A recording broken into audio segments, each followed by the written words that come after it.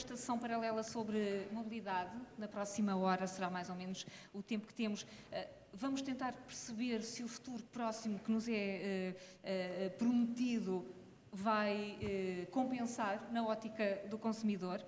A ideia é que as escolhas que nós fazemos individualmente tenham elas também um efeito importante na comunidade, em todas as dimensões, a um modo mais local, mas também a um modo mais global. Perceber se este futuro compensa numa altura em que se fala muito de plataformas, de partilha, digitalização, mas em última análise vamos ter sempre de falar nos custos reais de utilização e dos seus benefícios. É nesse sentido que temos aqui um painel muito completo que eu vou começar a apresentar a partir aqui do meu lado esquerdo com o Alexandre Marvão, que é da DEC Proteste. Ele vai ter um estudo muito interessante e que vai ser um bom ponto de partida para a nossa discussão. Depois o Pedro Pinto, da MyTaxi Portugal, uma jovem empresa, mas a crescer de muitas formas. Pedro Serra, do Instituto Pedro Nunes, com experiências importantes para todos nós. Um futuro mais próximo, ao menos, vamos tentar perceber isso. E depois também em representação da Hyundai Portugal, o Rui Baltazar, o Rui Romano, da Cepsa, e a Sílvia Amaral, da Nissan. Obrigada pela disponibilidade para discutirmos todos em conjunto o futuro na área da mobilidade. Alexandre, até que Proteste fez um estudo, é um estudo anual, Bom certo? dia. Bom dia. Bom dia. É um estudo anual que avalia os custos de utilização, não é anual? Não é anual. Nós, tipicamente, nos nossos estudos ou testes a veículos automóveis, fazemos sempre um cálculo do custo por quilómetro. Desta vez, resolvemos não nos centrar no valor do custo por quilómetro individual de cada carro, mas por tecnologias. Vamos fazer por tecnologias, vamos ver de que forma é que cada tecnologia, que custos gerais tem e também de que forma é que a descarbonização vai trazer custos, e para isso fomos fazer projeções do que iria se passar. Nessa perspectiva, o primeiro resultado logo foi de que os elétricos já conseguem uma margem perante as outras tecnologias, perante a gasolina, o gasóleo e os híbridos, e mesmo quer dizer, hoje em dia o fuel cell também foi considerado, se bem que não esteja disponível, o hidrogénio foi considerado, se bem que não esteja disponível, e de que forma é que ele iria se desenvolver os custos. Fomos analisar os padrões e os relatórios existentes, de que forma é que, por exemplo, o preço da eletricidade, o preço dos combustíveis e o preço do hidrogénio. Dentro daquilo que é possível perspectivar. Perspectivar, sim, dos estudos que há disponíveis nesse sentido. E fomos fazendo cenários a ver de que forma é que, no futuro, se ia desenvolver estas tecnologias a nível de custos. A grande conclusão é que, realmente, o elétrico em si ganha terreno, ano após ano. Muito ao par também às custas das novas legislações para os limites de emissões, obrigarem os carros convencionais, os veículos convencionais, a adotarem mais medidas para diminuir as emissões, o que, em princípio, traz algum crescimento dos custos logo associados na aquisição e também a perspectiva de preços do combustível fóssil que tendem a subir. A eletricidade também tende a subir, a perspectiva é essa, mas mesmo assim a margem vai crescer. O elétrico é realmente um carro com futuro e que vai marcar presença mesmo a nível económico, sendo hoje em dia... Vai ser uma opção inteligente. Vai ser uma opção economicamente inteligente também. Mesmo além de com o custo de aquisição destes veículos. Sim, mesmo com um custo de aquisição à partida mais elevado, que se vai esbater nos próximos anos. A tendência é essa, mesmo os custos das baterias têm um crescimento, têm um decréscimo do valor projetado muito grande, o que vai tornar tudo mais económico, o que vai tirar peso da carga de se um dia há baterias para trocar, não há, quanto é que eu vou pagar, vai beneficiar ainda mais a perspectiva da manutenção mais barata dos elétricos, e tudo isso faz prever que, economicamente, para além de todas as outras vantagens que há, o elétrico é realmente uma solução que veio para ficar. E que o consumidor / condutor vai ter presente na hora, Sim. das suas decisões. Há muitas transformações, de facto, neste setor, as que se adivinham e aquelas que já são uma realidade, e o Pedro Pinto está nesta qualidade com o MyTaxi, porque é uma empresa que surge com o objetivo de melhorar o serviço de táxi, e tanto que temos falado na necessidade de revitalizar e rejuvenescer e renovar este serviço. Que contributo é que a empresa já deu para isso? É uma empresa que nasce em 2015. Exatamente. No final de 2015 iniciamos a nossa atividade em Portugal e posso dizer agora, praticamente 3 anos depois de termos iniciado, que muito se mudou, muita da percepção da própria indústria e dos profissionais se mudou, e relativamente àquilo que é o futuro e à mobilidade elétrica, isso também está a acontecer. Portanto, tanto em termos do próprio setor em si, que tem muito ainda para mudar, mas que já vem a percorrer um longo caminho, ainda a passada semana tivemos um evento onde promovemos, através da Nissan também, portanto, a aquisição de viaturas elétricas, e é interessante verificar que cada vez mais os industriais deste setor estão abertos a essas novas soluções. Portanto, todo aquele paradigma que existia das viaturas com combustíveis fósseis está a mudar, porque eles conseguem otimizar os seus custos, o seu investimento no negócio deles, e nós, enquanto plataforma, estamos a promover isso, estamos também a tentar incentivar a aquisição desses veículos, que, como disse muito bem, se hão de esbater ao longo dos anos e, portanto, vão torná-los cada vez mais competitivos. E esses veículos elétricos que entram na plataforma vão ter as mesmas funções que os outros? Espera-se o mesmo em termos de comportamento e de tempo de viagens? Não há aqui nenhum cuidado especial com esta nova forma?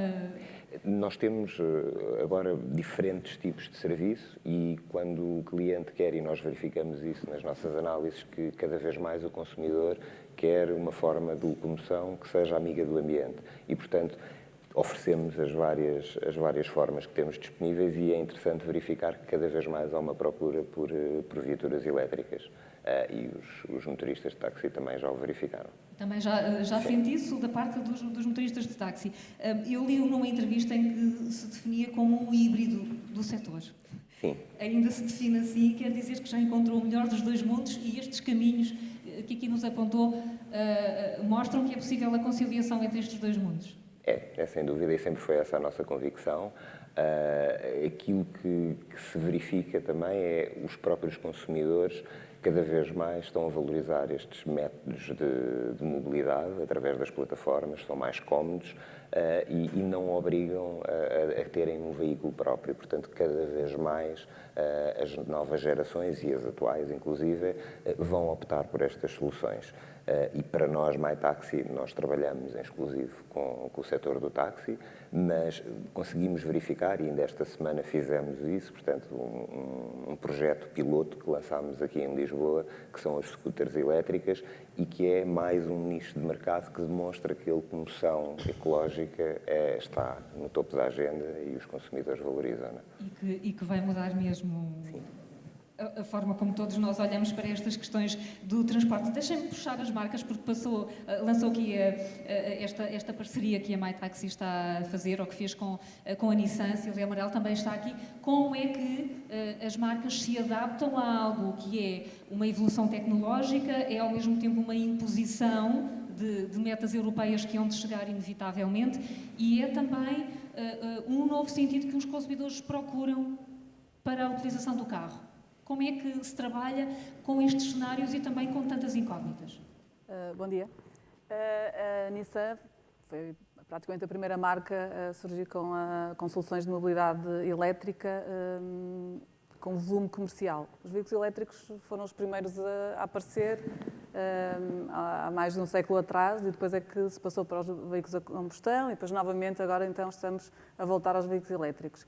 As marcas têm que se adaptar, basicamente, e ou as marcas se adaptam e seguem as tendências, ou as marcas automóveis passam a ser uma Nokia, uma Kodak, e portanto tem que haver esta evolução. E eu gosto sempre de falar não só do lado da Nissan, porque claramente é a marca que eu represento e é uma marca que é uma referência neste movimento, mas muito no setor. O setor tem que se adaptar. e está-se a adaptar.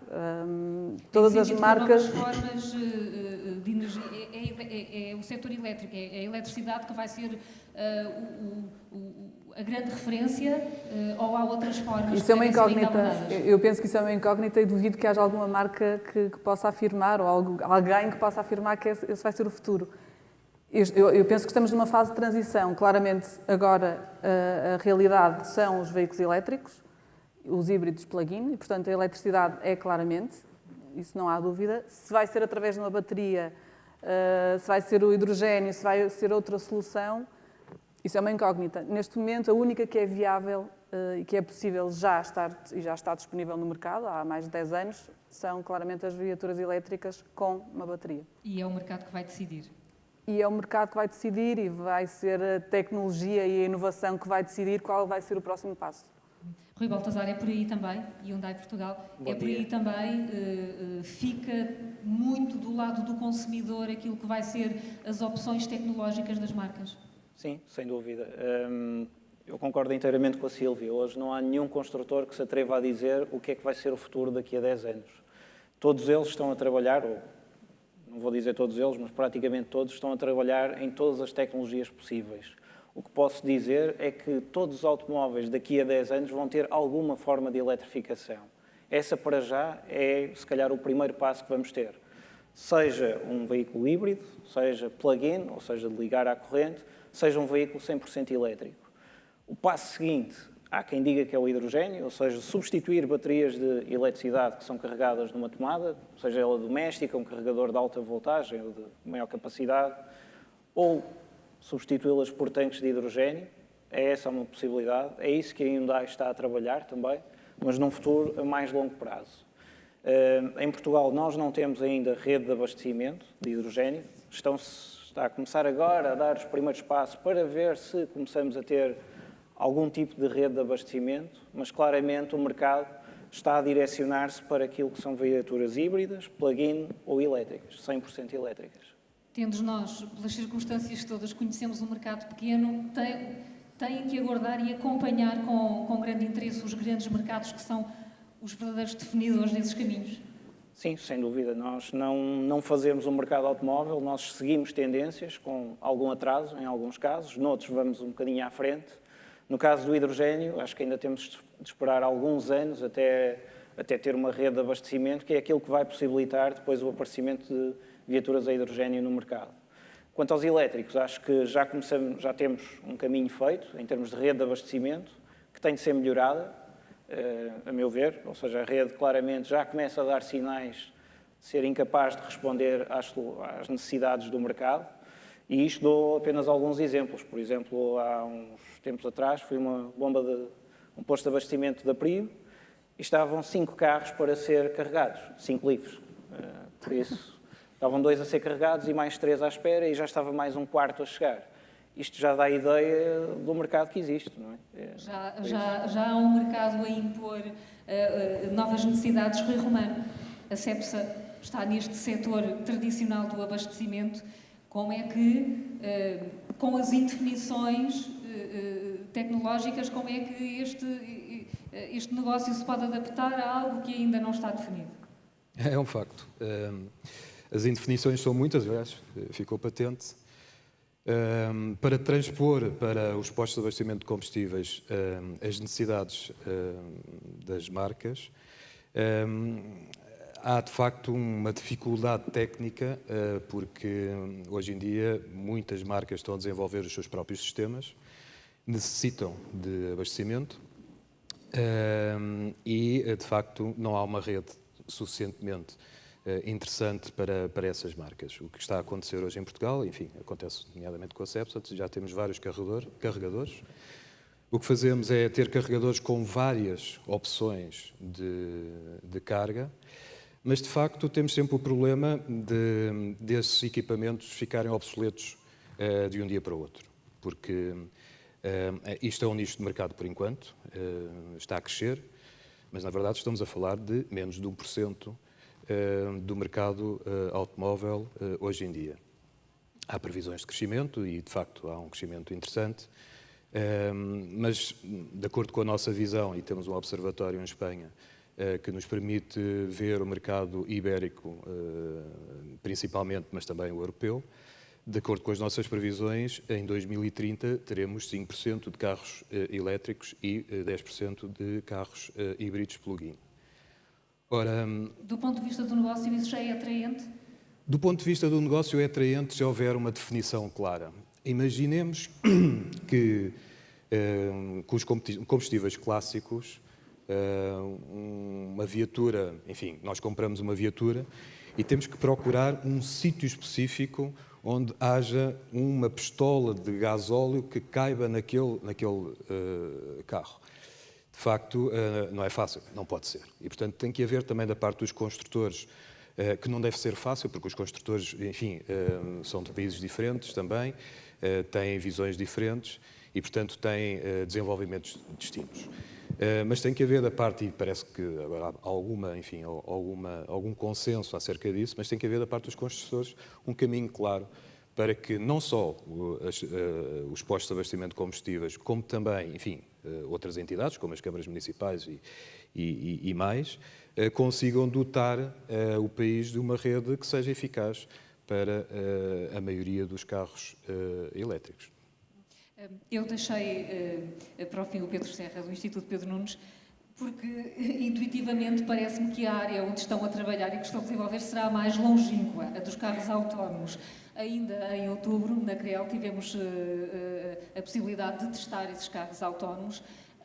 É mesmo assim tão longínquo aquilo que o Instituto está, naquilo em que o Instituto está a trabalhar? Não sei. Essa é a pergunta difícil de responder. Não é assim tão longínquo porque nós já temos alguns carros com alguma tecnologia e já com algum nível de autonomia, não é? Portanto, nós cada vez mais já cerca de 2, 3 ou 4% dos carros que são vendidos já são considerados carros autónomos àquilo que é considerado um nível 2, portanto, em que o carro consegue controlar a velocidade e consegue controlar a direção. Mas os testes estavam no nível 5, não é? Os testes não estavam no nível 5, estavam em nível 3, portanto... A nível 3? Em nível 3. Basicamente, o nível 3 diz que o condutor pode tirar os olhos da estrada. Ainda há poucos carros a fazerem isso. Recentemente, a Audi lançou o Audi A8 com um nível 3 em situação de autoestrada, com trânsito, em que ele consegue seguir o carro da frente, mas depois esbarra com um conjunto de problemas em termos de regulamentação e vê o carro não conseguir ser vendido em alguns países, por exemplo. E aqui o nosso objetivo na CREL era um bocadinho isso, portanto, é um bocadinho provar que existe tecnologia, provar que é possível pormos os veículos a funcionar de uma forma segura, também provar que os sistemas de comunicação são fundamentais, não é? Portanto, para a segurança dos carros autónomos é fundamental eles saberem do ambiente, não só através dos sensores que eles possuem, mas também através dos sistemas de comunicação. Portanto, se a infraestrutura puder avisar que existe um veículo parado, que existe um acidente, que existe um conjunto de restrições, isso permite aumentar a capacidade e permite que os veículos se adaptem a essa situação, aumentando a segurança e aumentando também a fluidez do tráfego, não é? Portanto, o que me diz então é que tentaram testar essas capacidades, que um automóvel até consegue ser conduzido sozinho. Que pistas é que essa experiência vos lança nesse futuro mais ou menos próximo? As pistas existem logo desde a parte da regulamentação. Portanto, neste momento Portugal não tinha condições para fazer estes testes em estrada aberta, portanto, foi necessário criar condições através das forças de segurança para criar uma zona para nós podermos fazer os testes, porque em termos de regulamentação não existe. Portanto, existem alguns países onde isso é possível, os Estados Unidos, vários estados, é possível fazer testes desse género. A nível europeu também existem alguns países onde é possível fazer testes, mas nós em Portugal, em Espanha, em França, como é o âmbito deste projeto, não é possível. E então, com a ajuda dos nossos parceiros, a NSR, a Universidade de Coimbra, criámos estas condições para podermos fazer os testes e poder testar os veículos em ambiente real. Mas lá está, é preciso aqui este trabalho também, agora em termos de regulamentação, para conseguir evoluir e possibilitar a colocação em funcionamento deste tipo de sistemas. Alexandre, percebemos aqui que há uma incerteza com tudo o que tem de positivo, porque significa que os caminhos ainda estão quase todos abertos, mas depois há estas necessidades, como falávamos até a nível legislativo, falta tudo, falta criar, falta criar quase tudo. Todas estas inovações trazem vários níveis de problemas. Um deles é realmente a questão da legislação se adaptar ou estar estagnada a um modelo que começamos agora a tentar contrariar. E isso são tudo problemas que se levantam de futuro, tanto legislação. As dúvidas de legislação têm a ver com o facto de um carro não poder andar sem um condutor. Pois, por exemplo. não poder andar Tão sem um simples quanto condutor, as questões, por exemplo, também de seguros, que daí advém, de quem é a culpa, se há o acidente, são tudo novidades, são tudo situações que têm que ser analisadas e que têm que ser regulamentadas para que funcionem. Falta muito. Pedro Pinto, podíamos passar por esta nova experiência de ter um serviço de táxi sem um condutor? Eu penso que ainda é muito cedo, mas eu presumo que sim. Na nossa visão, sim. Quando a tecnologia o permitir e a legislação também, sem dúvida que sim. É possível fazê-lo. Não teremos um condutor ao volante, mas teremos uma central gigantesca que controla esses veículos? Sim, ou eventualmente passaremos a ter um condutor de secretária, mal comparado com um controlador de tráfego terrestre, qualquer coisa do género, que poderá intervir numa situação dessas, mas isso sou eu que não sou expert na matéria, mas acho que se a evolução vai nesse sentido, a MyTaxi tem no seu ADN, a evolução não vai contra isso de todo. Uma plataforma que quer estar na vanguarda, como é que acompanha estas tendências? Porque o que estamos a perceber aqui nesta conversa é que ainda não temos caminho e criar um negócio sem conseguir antecipar as tendências é uma enorme dificuldade. Será muito fácil nestes setores estagnar? Sim, a MyTaxi, se calhar convém aqui esclarecer que a MyTaxi tem uma casa-mãe, que é o Grupo Daimler, e portanto que também tem investido nestas tecnologias e, portanto, também tem um projeto a nível de viaturas autónomas e prevê-o para os táxis e prevê-o para esta vertical do seu negócio. E, portanto, a MyTaxi está muito atenta a isso e está atenta aos parceiros que também dizem de um dia para o outro vai deixar de fazer sentido ter motoristas. Não, achamos que não. Eles têm a de mudar um pouco esse conceito, mas sem dúvida que a legislação vai ser uma coisa muito, muito importante. Já hoje em dia o é, para a indústria do táxi, mas em termos de inovar e querer ser disruptivo sem ser destrutivo, a legislação e, portanto, os reguladores vão ter um papel muito, muito importante. Já têm sido chamados tanto a atenção e quando falamos do setor do táxi, isso prevê-se e isso vai continuar. A Nissan, Silvia Amarelo, está atenta a estas experiências dos carros autónomos? Pode passar também por aí ou as prioridades nesta altura são outras e mais próximas? Não, a Nissan temporalmente falando, claro. A Nissan foi também uma das primeiras marcas a fazer testes e a desenvolver tecnologia de viaturas autónomas. Basicamente, no Japão já está muito mais à frente em termos de testes e de realidade de condução autónoma relativamente à Europa, tudo muito por causa da questão legislativa. A legislação, por um lado, faz com que todas estas tecnologias avancem e sejam implementadas, criando alguma obrigatoriedade ou criando incentivos, mas também, ao mesmo tempo, às vezes faz com que todos estes processos se atrasem quando não acompanha essa inovação. O Leaf, que é o veículo mais vendido da Nissan, e 100% elétrico, tem já uma tecnologia incorporada que nós chamamos ProPilot, que no fundo é já o primeiro nível da condução autónoma.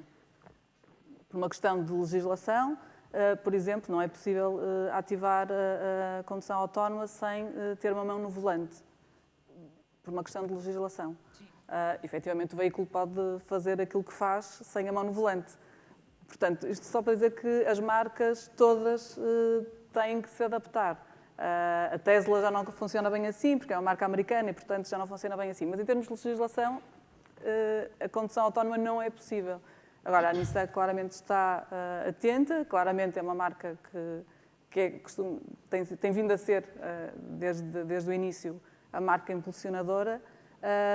E vou dar só um exemplo, que não é a Nissan, mas existem táxis aéreos autónomos a funcionar no Japão e na China. Portanto, quando falamos em condução autónoma, não é ficção científica, porque já há táxis aéreos Já há táxis autónomos a aéreos, funcionar. Portanto, e não é só nas séries de televisão dos anos 80 que os carros não é. Eu há pouco estava a falar. Eu não gosto especialmente de ficção científica, mas a verdade é que eu hoje em dia olho para trás, para os filmes dos anos 80 e penso, a ficção científica dos anos 80 é a realidade de hoje em dia, como é que é possível? Portanto, a evolução é enorme, as marcas estão preparadas, a tecnologia existe, há vários fatores que fazem com que se passe a ser uma realidade. É o mercado, é a legislação, é as forças governamentais, reguladoras, que fazem com que tudo isto se torne uma realidade. A tecnologia já existe. Sim, isso já existe. O Rui Baltazar dizia-me há pouco, antes de nos sentarmos aqui, que os carros são dos poucos aparelhos que ainda não comunicam entre si. É verdade. Desenvolva, por favor. Ou seja, dentro de pouco tempo vamos começar a ter soluções em que os carros vão falar com as infraestruturas, com a estrada, saber o trânsito, se há congestionamento. Já temos pequenas aplicações que já dão um bocadinho da visão do que é que poderemos vir a ter no futuro, mas saber se os postos de abastecimento estão ocupados, se estão postos de carregamento de carros elétricos, se estão ocupados ou quando é que vão estar livres, comunicar com o carro da frente, por exemplo, com o carro do lado, com o carro de trás, saber se vai mais depressa, mais devagar, para evitar acidentes. Um pouco aquilo que há pouco transmitiam a ideia, o impacto que vai ter na indústria asseguradora, uma tecnologia como esta, é inimaginável, honestamente. Eu não sei o que é que pode acontecer com uma indústria seguradora se não houver acidentes de automóvel. Tal como não sei o que é que poderá acontecer com as estruturas que nós temos de retalho na parte da colisão. Se não há acidentes, não há necessidade de ter áreas de colisão para reparar carros. Por outro lado, se todos os carros são, vamos ir até 20 anos para a frente, se todos os carros têm condução autónoma, 100%, todo o parque automóvel. Se não há colisões, então não é necessário ter carros em chapa, zonas de formação. Podemos ter carros literalmente de plástico, com uma folha Não de vai haver plástico. escolas de condução. Exatamente, nem há escolas de condução. Essa é outra tendência. Nos Estados Unidos, o que está a acontecer é que as faixas mais jovens não têm carta de condução. Por isso tem um impacto também muito grande na indústria automóvel, porque se não têm carta de condução, neste momento não compram um carro, não é? Não são consumidores. Sim. Rui Romano, como é que nós vamos deixar de ir à bomba? Vamos deixar de pôr gasolina no nosso carro? Também não vou tão gasóleo? longe. O que é que se deixa? Eu espero que não. Não, enfim, nós, os postos de abastecimento de combustíveis, vivemos com a realidade do dia-a-dia e projetamos, enfim, alguns anos à frente, vamos até Sim, 2030. já vivem com uma enorme tranquilidade. Sim, exatamente. Então, E, é tudo muito residual. É tudo, exatamente. Há algumas tecnologias que, enfim, já aplicamos, não tem tanto a ver com os automóveis, mas sim com as pessoas. Portanto, nós já temos uma aplicação, por exemplo, podemos comprar combustível através do telemóvel, chama-se o Cepsa Pay. Aqui em Portugal não está a funcionar por questões de legislação. Temos, bem, enfim, há várias outras experiências que foram feitas e estão a ser feitas de forma a facilitar a vida dos donos dos automóveis que, por enquanto, ainda são conduzidos. É evidente que no futuro, enfim, podíamos imaginar que muitas outras coisas iriam acontecer. Não temos dúvidas nenhumas que daqui a muitos anos não haverá postos de abastecimento de combustíveis, porque certamente os carros serão autónomos e vão produzir energia eles próprios, não sabemos. Para já, até 2030, não é isso que vai acontecer. O que vai acontecer, de facto, é que os postos de abastecimento de combustíveis são cada vez mais multi-energia. São postos que têm os combustíveis clássicos e vão continuar a ter os combustíveis clássicos durante bastantes anos.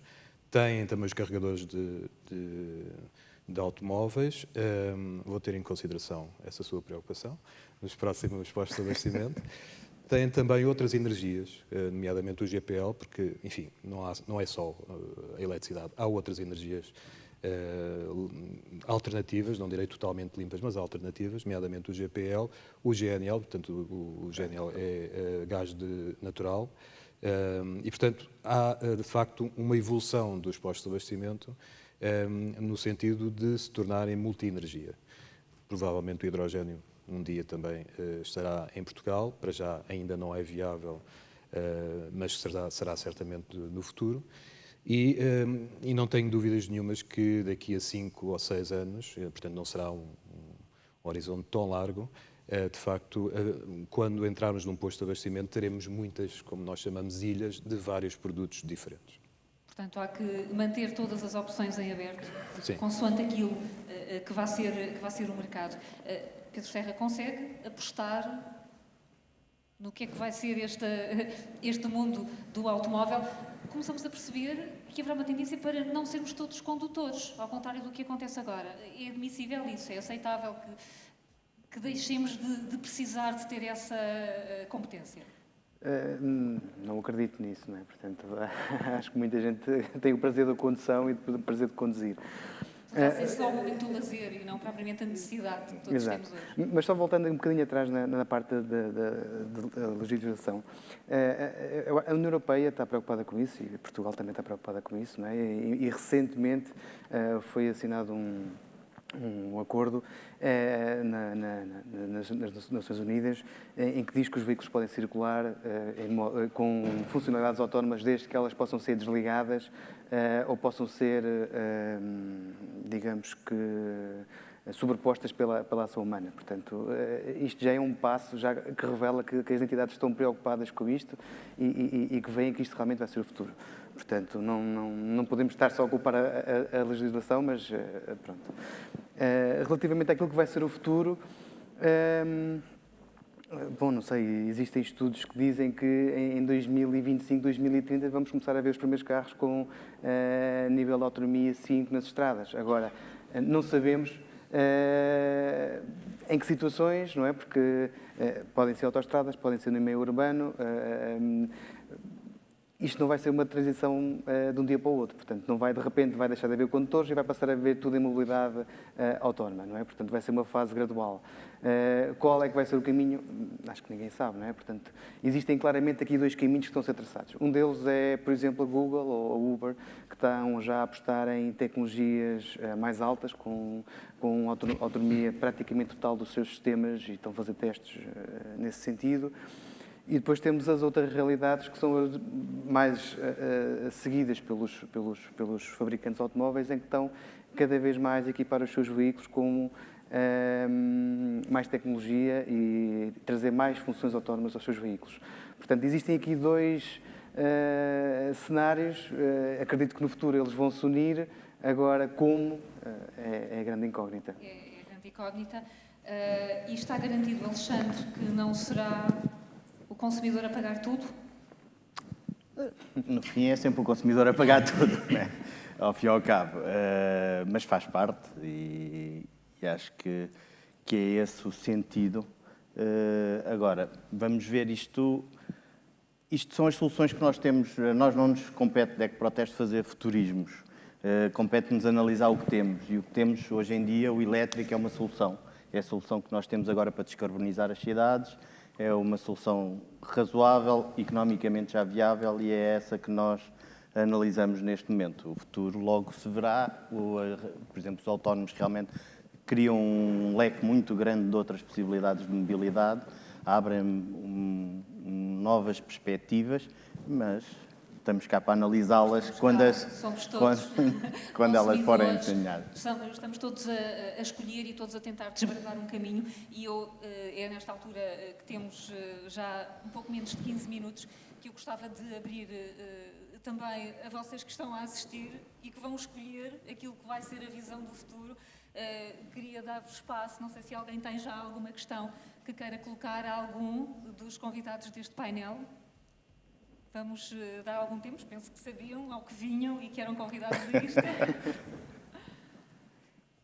Bom, enquanto pensam numa boa pergunta, eu quero lançar uma aqui também, que me interessa. Estamos a falar de visões de futuro.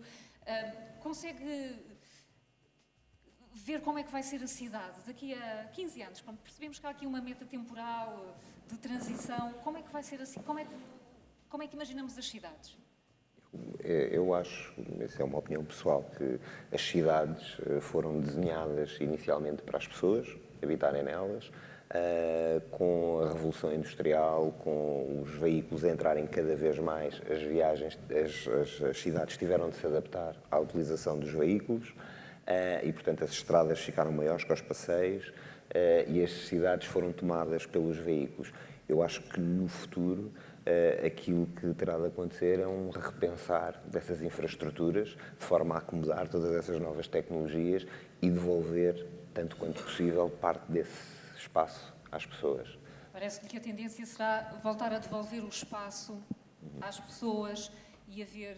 Sim, e ao mesmo tempo potenciar a utilização de vários métodos de mobilidade que otimizem, que ajudem à descarbonização, mas que não impeçam as pessoas de se poderem mover livremente para onde quer que queiram ir.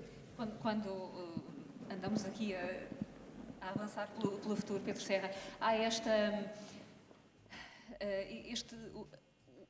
a pessoa, o ser humano, está mesmo colocado em primeiro lugar, ou pode ser tão fascinante avançar pelas descobertas tecnológicas que nos possamos esquecer do propósito fundamental do bem-estar do ser humano?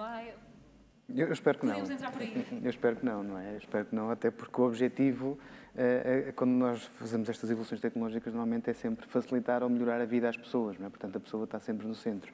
Mas identificando um problema que tem que ser ultrapassado, é por aí? Um ou vários, não é? Nós temos vários. A parte da segurança, a parte da comunidade, a parte da necessidade de transporte, não é? Portanto, são esses os objetivos da inovação tecnológica. Mas sim, as cidades vão evoluir muito, não é? Se calhar no futuro já não vai haver necessidade de parque de estacionamento, por exemplo, porque os veículos vão ser partilhados, não é? Porque lá está, uma questão é que quando nós tivermos veículos realmente de tecnologia 5, que não seja mesmo necessário o condutor, provavelmente não faz sentido as pessoas estarem a comprar o seu próprio carro, porque vai ser um serviço que vão comprar e vão chamar o carro e ele vai estar à porta e vai levá-lo até onde eles quiserem. Portanto, se calhar não faz sentido parque de estacionamento, por exemplo. Não sei. Não sabemos, estamos aqui todos.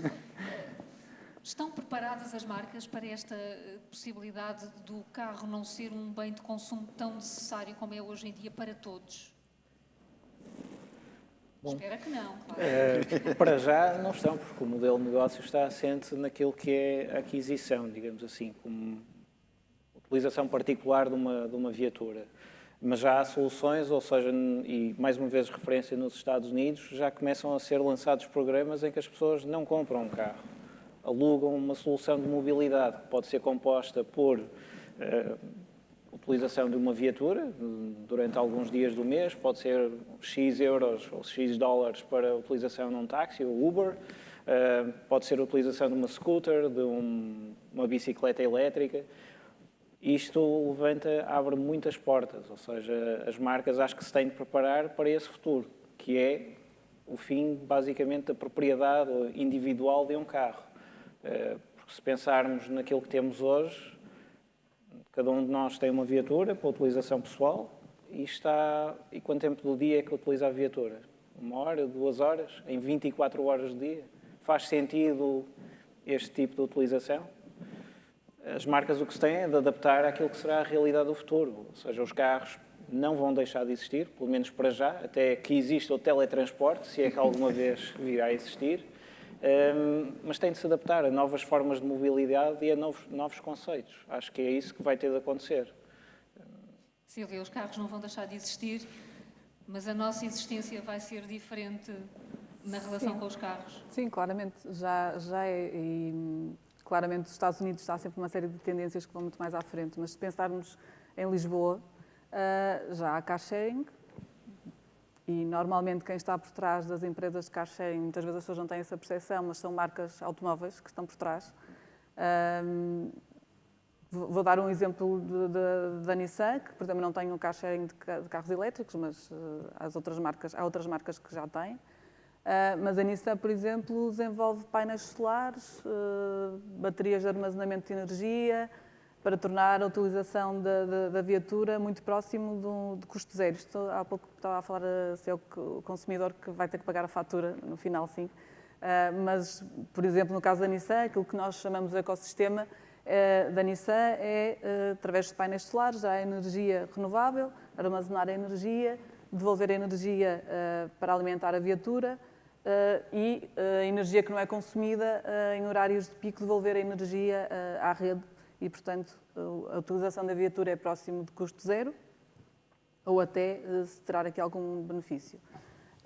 Isto para dizer que o carro está no centro do negócio da Nissan, mas já se começa a ter outros negócios e outros serviços. E quem fala da Nissan, destas soluções, todas as outras marcas estão a fazer isto. Ou seja, as marcas que não se adaptarem, que não desenvolverem outros serviços e outras soluções para os seus clientes, claramente vão tender a desaparecer, porque os mercados mudam. Porque, efetivamente, as novas gerações não veem o automóvel como o grande investimento quando terminam o curso e começam a trabalhar, que normalmente é a casa e o automóvel. Já não é assim. Nem uma nem outra. Exato, por motivos diferentes, nem uma nem outra. Mas já não é assim também, porque têm outros interesses. Têm interesses mais por gadgets, por viajarem, por terem outro tipo de experiências e os automóveis deixam de ser um bem tão apetecível. Há outras prioridades. E, portanto, as marcas têm que se adaptar e passa muito por partilhas, por soluções de se pagar um X por mês e ter uma utilização de X minutos ou horas por mês. Portanto, as marcas têm que se adaptar, obrigatoriamente. As marcas têm que se adaptar, a Cepsa e o Rui Romano explicou-nos bem como diversificação é a palavra que tem que ficar sublinhada nesta altura, nesta fase do campeonato. Claramente. Acompanhar a evolução. É importante também acompanhar não só, enfim, nos nossos mercados, porque nós estamos muito centrados aqui a falar sobre Portugal e sobre a Europa, mas há outros mercados que são completamente distintos, em que ter um veículo, ter um automóvel é o que se mais deseja. E, portanto, cada empresa, nomeadamente a Cepsa, terá que ver em cada mercado e em cada momento a evolução que se está a passar e, efetivamente, encontrar formas para dar resposta àquilo que os clientes procuram, porque aqui fala-se de clientes. Portanto, nós vivemos e trabalhamos para os clientes e, portanto, temos a obrigação de encontrar as soluções que os clientes necessitam para cada momento. Aqui em Portugal, na Europa, de facto, há uma quantidade grande de projetos novos, propostas novas, energéticas, e, portanto, temos que acompanhar. Não há outra volta a dar, portanto, acompanhar, adaptar aquilo que é possível adaptar, porque, enfim, um posto de abastecimento de combustíveis de há 30 anos, hoje em dia tem alguma dificuldade em ser adaptado, porque não tem espaço, enfim. E hoje também é verdade que um posto de abastecimento de combustíveis é muito mais do que isso. Tem um conjunto de serviços, um conjunto de produtos e, portanto, vendemos desde a Coca-Cola à lavagem do carro e, por acaso, também vendemos combustíveis pelo meio. E, portanto, essa diversidade vai-se acentuar nos próximos anos, sem dúvida. Nestas visões de futuro, e a pergunta afinal, eu não sei se surgiu alguma questão entretanto. Ótimo. Já vai ter o microfone para que o possamos ouvir, para que coloque a questão. Peço também só que se apresente, para sabermos quem é. A minha pergunta era no sentido de como nós temos hoje já belos carros elétricos, né, funcionando, por que não há um incentivo maior ao compartilhamento de carros elétricos entre os cidadãos, né, no sentido de esvaziar um pouco esse número de carros com famílias que têm 2, 3 carros, né, um compartilhamento, um incentivo maior entre as pessoas, né, para poder esvaziar um pouco o número de carros nas cidades. Eu vejo isso muito incipiente, não vejo isso sendo incentivado. Obrigada. A questão da partilha é um caminho. Porquê que não é incentivado? Há imensas soluções no mercado para partilha, desde partilha do carro privado, e só tem que ir a um grupo de Facebook e partilhar o carro, e o chamado de boleias. Há várias. Há os serviços de car sharing das marcas. Há muitas soluções. As empresas colocam esses carros para as pessoas locarem a preços acessíveis. Pedro, pode ser uma área de negócio?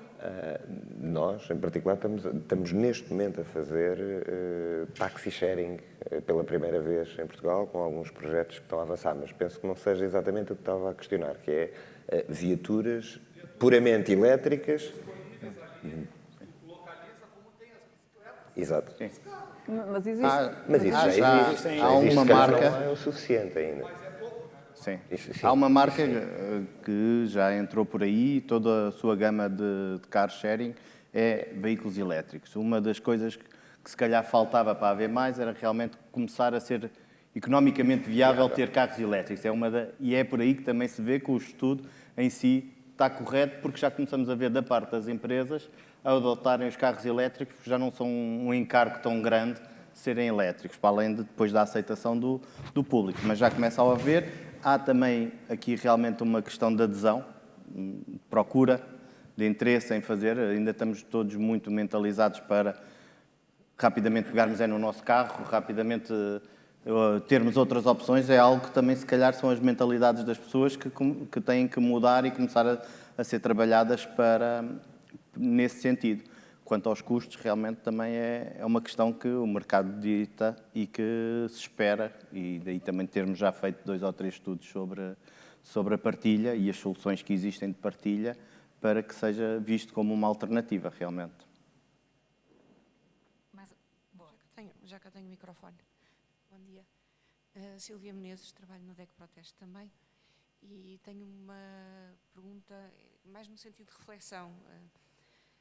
É evidente que a partilha de carro é uma solução ótima que evita que o carro fique depois parado, portanto, tirando a hora que eu demoro a deslocar-me para o trabalho e a hora que eu preciso do carro para voltar, todo o resto do tempo o carro fica parado. A partilha do carro para uso individual não vai retirar propriamente carros da estrada, isto é, eles continuam, especificamente nas horas de ponta, em que temos os grandes problemas de mobilidade, os carros continuarão a estar lá. Em vez de ser o meu, é um carro partilhado. E fica aqui a questão, estaremos nós, ou as marcas, ou os sistemas de partilha, virão a estar capacitados para ter uma oferta que corresponda à grande procura que há nos momentos de ponta, que são os deslocamentos pendulares, sendo que eles, na verdade, acabarão por não tirar carros da estrada. Eles continuarão lá, não é? Deixa de ser o meu carro individual, mas para ser um carro partilhado. Eu vejo mais a questão do carro partilhado, não para uso só individual, mas também para uma partilha para trajetos comuns. E aí é que fica o grande desafio, que é o esquema da boleia, como a Silvia falou, não é? Que já existem vários movimentos. A pessoa diz, eu estou aqui, quero ir para ali, quem é que me dá a boleia? Mas também numa ótica de partilha do carro. Portanto, fazer com que as pessoas possam ter um serviço que lhes garanta que todos os dias, sensivelmente à mesma hora e sensivelmente para os mesmos percursos, que basicamente é o que nós fazemos durante a semana, não é? 4 semanas por ano, 4 semanas por mês, 11 meses por ano, temos um percurso que está mais ou menos delineado. E aí é que seria a grande mais-valia. Portanto, eu não tinha o meu carro, poderia ter um carro partilhado, mas também não tinha só a minha viagem, tinha uma viagem que era partilhada com pessoas que têm mais ou menos o mesmo trajeto. Isso sim faria retirar grande parte dos carros da estrada, porque haveria uma otimização de deslocações. Portanto, ver as coisas só do ponto de vista da boleia, exclusivamente, não. Do uso partilhado do carro, mas utilizado individualmente sozinho, também não. E fica aqui a questão no ar, o que é que poderemos, ou o que é que poderão as marcas e as plataformas tecnológicas disponibilizar para que os consumidores saibam que todos os dias, àquela hora, vão poder usufruir desse serviço e a que custo. Sílvia, muito obrigada. É a questão da adaptação ao mercado, mais uma vez. É por aí sempre. Estamos no final desta conferência e penso que, não sei se querem deixar alguma mensagem final, mas sai esta ideia de que nós todos vamos decidir e vocês, ou aquilo que vocês representam, se vão adaptar às nossas decisões. Será por aí, com incógnitas ainda enormes. Necessariamente tem que acontecer. Um bocadinho pegando no que estava a falar. Isso é quase um transporte público, não é? Nós sabemos que os autocarros fazem determinados percursos e que se nós formos àquela paragem de autocarro, vamos sair próximo da nossa empresa, seja qual for o percurso. Os transportes públicos têm imensos condicionantes, como toda a gente sabe, e vão ter que se adaptar, claramente. E eu penso que o futuro passa muito pela conjugação de todas estas soluções. No fundo, quando falamos de partilha, também é a ligação de todos. Vamos ter que apanhar um táxi, vamos ter que apanhar um autocarro, o metro, o nosso carro, e o nosso dia-a-dia vai ter que ser mais facilitado por todas estas soluções que têm que estar conectadas. No fim, vamos falar muito de conectividade. Sem estar tudo conectado, é muito difícil que a nossa mobilidade seja mais facilitada. E vamos pegar numa trotinete, e vamos pegar na bicicleta, e tudo tem que estar conectado. Eu penso que o futuro vai ser claramente este.